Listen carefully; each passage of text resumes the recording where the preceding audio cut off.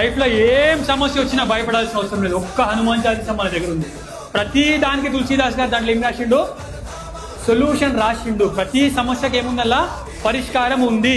మీకు ఆరోగ్యం సక్కలేకపోతే నాసై రోగ హరే సబపీరా జపత నిరంతర హనుమత వీరా.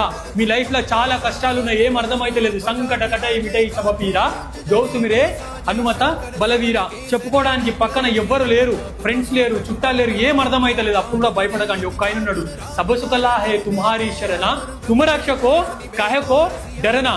నాకు చాలా ఇంపాసిబుల్ అనిపిస్తుంది, ఈ పని అవుతుందో కాదో, టెన్షన్ తీసుకోవాల్సిన అవసరం లేదు. దుర్గమక జగతుకే జే జే సుగమ అనుగ్రహ తుమరే తేతే. ఇది ఒక్క కోరికనేనా? ఈ కోరిక అవుతుందా? ఆ కోరిక కదా, ప్రతి ఒక్క కోరిక అవుతుంది. ఔర మనోరథ జో కోయిలావై సోయమిత జీవన పలపావై. నువ్వు మా రామాలయంలోకి వచ్చి చెప్తున్నావా అన్నా? నేను చెప్తలే, నేను చెప్తే ఎవరు వినరు. ఎవరు చెప్తున్నారు? జో యహ పడే హనుమాన్ చాలీసా ఓయ సిద్ధి సాకి గౌరీసా.